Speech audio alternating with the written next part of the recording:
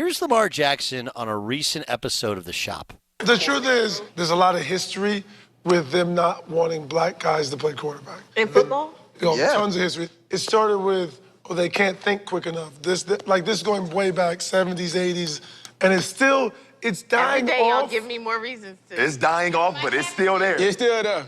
That's why I need that championship.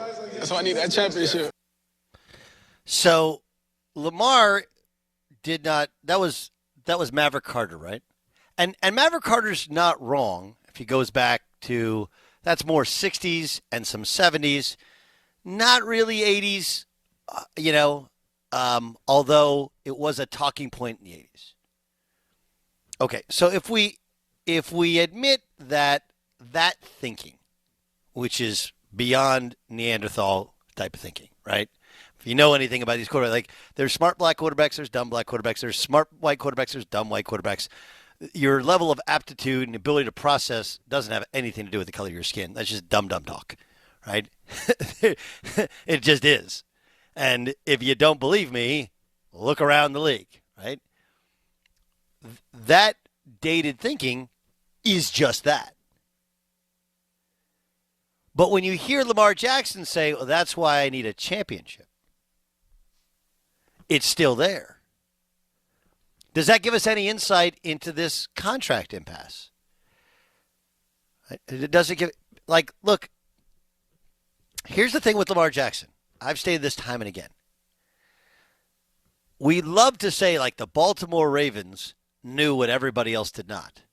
And maybe they did. But the Baltimore Ravens actually selected a tight end in the first round with their first round pick. And then via trade, they acquired Lamar Jackson at the end of the first round. So we can say they were smarter than 31 other teams, or we can say that even the Ravens once passed on Lamar Jackson. And while somehow it's become this racial component to, have him run routes as a wide receiver, does anybody study any history? Eric Crouch was a quarterback at Nebraska, and a really, really good one in terms of how he played within their triple option system. And in order to make it in the NFL, he had to switch positions. Now, I actually know of the scout who asked him the thing was Lamar didn't want to run the 40 at the combine. So then he was asked, well, you're going to run wide receiver routes. Make yourself as valuable as possible. Right? And we could sit here and say there's a racial component to it, but it's actually, in many ways, one, if you saw him play his last college football game against Mississippi State in the bowl game, you would have thought he's much more likely to make it as a wide receiver than a full-time quarterback. That's just, And two, it's telling you how crazy an athlete they believe he is, in addition to being able to play quarterback. The question was always, could he be a franchise quarterback? And can he stay healthy? Lamar Jackson isn't a running quarterback because he's black. He's a running quarterback because he's a running quarterback. He's the greatest throwing running quarterback we've ever seen. And you can sit here and go, there's a racial component. There is not a racial component telling you. How do I know? He runs the football more than anybody in modern football history at the quarterback position. So, we can avoid it and act like there's I don't know what to tell you. All I can tell you is he runs the football a lot.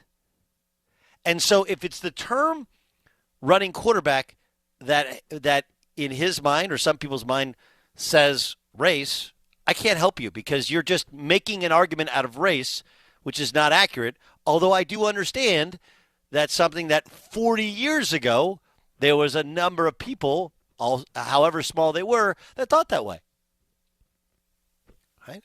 Lamar Jackson's was like a 4.3 guy out of college. Nobody knows because he wouldn't run the 40, but if I said Lamar Jackson ran a 4.3, there's not anybody who goes no way, right? Crazy, crazy speed.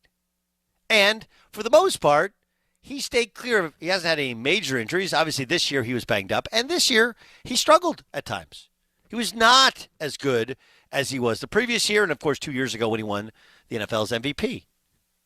So if this is giving us a snapshot into the negotiations where Baltimore, who did build an entire offense around him, last year when he didn't play particularly well, they went out and said, all right, we're going to go get you Sammy Watkins. Right? They've drafted Hollywood Brown, Sammy Watkins. They gave his left tackle more money than anybody had ever gotten. Granted, he got hurt, and Ronnie Stanley.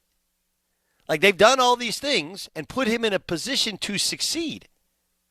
And for the most part, he has succeeded. This is a year that was a mess. 17 guys on IR, and he was banged up most of the second half of the season. Like, it was a mess.